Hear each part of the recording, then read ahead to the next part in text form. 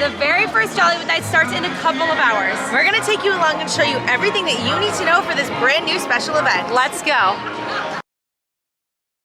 The event cost varies between $159, $169, and $179 depending on the night. DVC and annual pass holder discounts are available. As of now, the event is sold out for all Saturdays, but there is still availability on weeknights. If you only have a party ticket, you can get into Hollywood Studios starting at 7 p.m. We really recommend getting here early. Cars are pouring in. People are already lining up outside the gates. 6 or 6:15 is going to be the time you want to get here to get your wristband.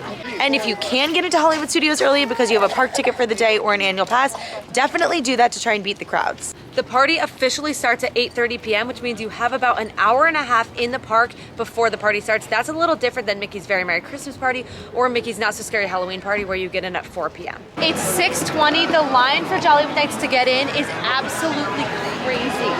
So we have park tickets, we have annual passes and regular park tickets. That's how we're able to get in, but you want to be here around 6 p.m. probably, or you're going to be stuck in that line for a long time. Even for people with tickets, there's only a few check-in gates open because so much is blocked off.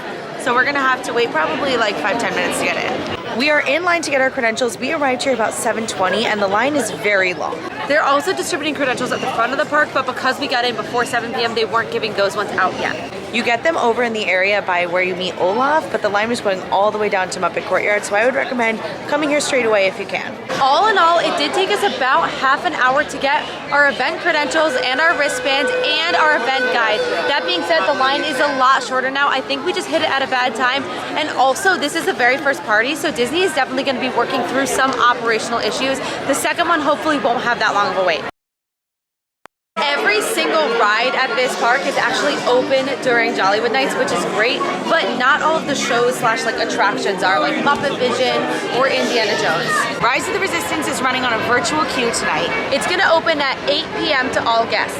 So as you walk in, you can see that they have a QR code that you can scan.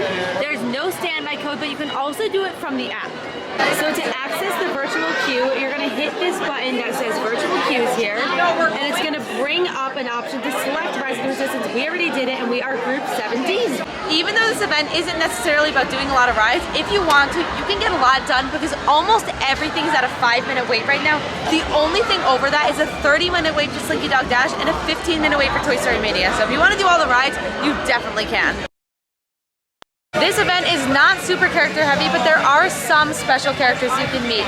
You can meet either Daisy or Donald, Minnie or Mickey, Pluto or Goofy in Christmas attire in like a vintage Christmas costume. Right here by Echo Lake, Powerline Max is here, and he even has a Powerline Max Christmas tree. It's really cute setup. You can also meet Frozone and Edna Mode over in the Municeburg area, and you can meet Phineas and Ferb with a Christmas backdrop. But you shouldn't really expect to see a lot of characters roaming around because this, again, is not super character heavy.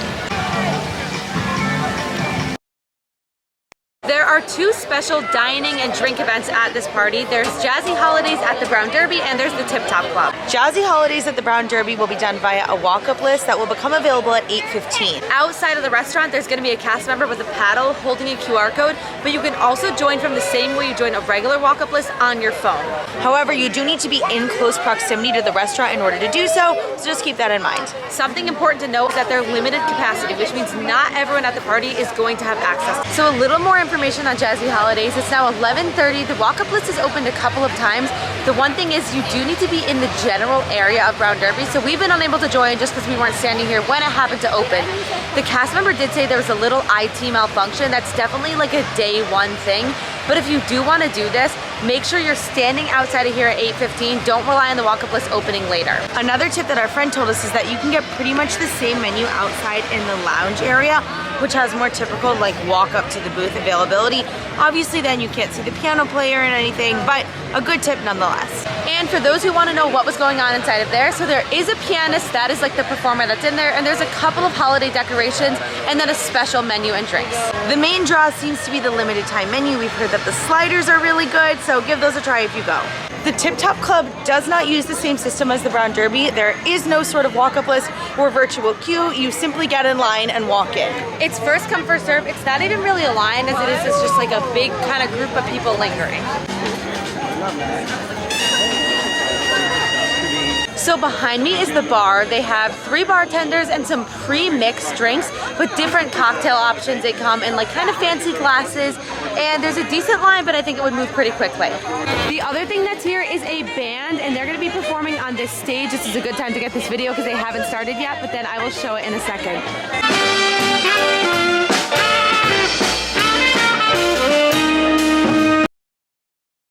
The What's This Sing Along has 4 different showtimes throughout the night: 8:30, 9:30, 10:30, and 11:30, and it can be found in the Hyperion Theater.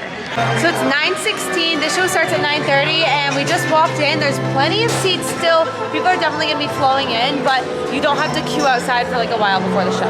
We'll let you know if this is similar to the Frozen show, where it's like a comedy style, or how exactly it is, but the theater is dressed differently than it would be during the Frozen show. I can see some curtains and drapes. So here's a look at the theater. It is dressed up for like a Jack Skellington Nightmare Before Christmas theme. When Mr. Oogie Boogie says there's trouble close at hand. We just finished the Nightmare Before Christmas show. Now, disclaimer, we are not Nightmare Before Christmas fans, so I think it's probably harder for us to speak on it than it is for others. It's a very artsy show. It's very like artistic and interesting. It was an interesting way to do it. It did get a big cheer from people at the end. It is a sing-along, I will say. Not that many people are actually singing along. The second show that they have here is Disney's Holiday in Hollywood, which is a variety show hosted by Kermit and Miss Piggy. There are multiple shows throughout the night. We showed up for the 10:45 show about 15 minutes early. The line looked incredibly long. We were worried we wouldn't get in, but there was plenty of seating when we got in. There's even extra seating up there, so I think that most people who want to will get in.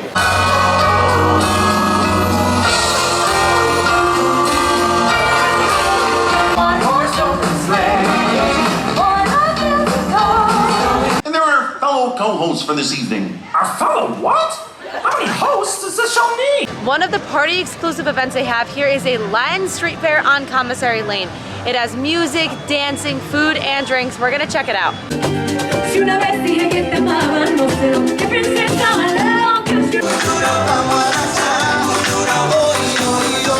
So running continuously throughout the night are going to be the projections on the Tower of Terror. This isn't a party exclusive, but it's definitely worth seeing.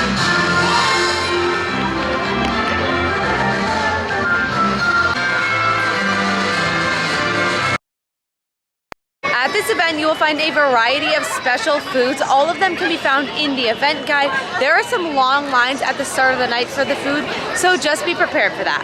It's been about an hour. We are back in this same spot. Wanted to see what the line was like. There's no mobile order at this event, and it seems like the lines are going to be somewhat continuous throughout the night. So there's no mobile order on any of the kind of special desserts. Here is a rundown of some of the food options here. So we mentioned that we have the Brown Derby, and that has specialty food. But other than that, in the Latin Street Fair, there are some things that you can try. There's also specialty Italian cuisine and pizza rizzo. So here's a look at the tiramisu that we got. We also got some glasses of wine that they had. These are both of the red and white options. Excited to try this. Definitely quiet back here, but a nice vibe. There are the shimmering sips at the Tip Top Club. There's sweet and savory treats at the Epic Eats and Dockside Diner that has like some spicy Korean food, things like that. At Fairfax Fair, they have some specialty desserts. And then there are sensational snacks in the market area. If you are wondering what people are wearing at this event, it's a mix, but a lot of people are dressed up in either vintage outfits or like Hollywood-inspired outfits, so we're gonna show you what we are wearing. We're here with our mom and brother tonight, and we all dressed up in our Hollywood vest. The vibe is very like old Hollywood, sparkly, glitz and glam. So I am wearing a gold shirt with a maroon skirt, and then these gold earrings and ears. I am in my black skirt, a shimmery gold skirt, and martini glass earrings. I have also got martini glass earrings on, black tank top, red blazer, and I have black velvety pants on. I have Christmas tree earrings, a black lace top, and you can't see my I dream of evening pants. Can't get my leg that far. We had to switch cameras. Jingle Bell, Jingle Bam should premiere at 12:30 p.m. It's pouring down rain. It's 12:15. Looks like they're doing just the projections of the show right now only. We're ending the night with a rainstorm, but we want to wrap up our thoughts on Jollywood Nights. It's going off behind us, but as it is right now, we would say this event is probably a skip. We just felt like it was a little disorganized. That being said, it was the first event, but also there just weren't quite enough attractions that really felt like you could do. But if you've already bought your Jollywood Nights ticket, we do have a couple of tips for you to make the most of your night. First of all, the first thing we thought was not to do rides at this event. There's not that much to do, so pick a couple of rides that you want to do. Wait times are super low, and that's definitely worth it. Also, make sure that you're on at 8:15 to try and get the brown derby. That will help fill up some time. And commit to some food items that you want and wait in those lines. You could do the same for characters. The snack lines were really long, so we didn't wait, but looking back, I sort of wish that we had. Guys, look at Mom in the back. Look at Mom. What is she doing right now? If you want a couple of things we felt like were must-dos. One, must-do, bring your dancing shoes. We danced at Tip Top Club and the Latin Street Fair. We were some of the only people, but we had a lot of fun doing it. The show with Kermit and Miss Piggy is an absolute must-do. That was incredible, by far the best thing of the night.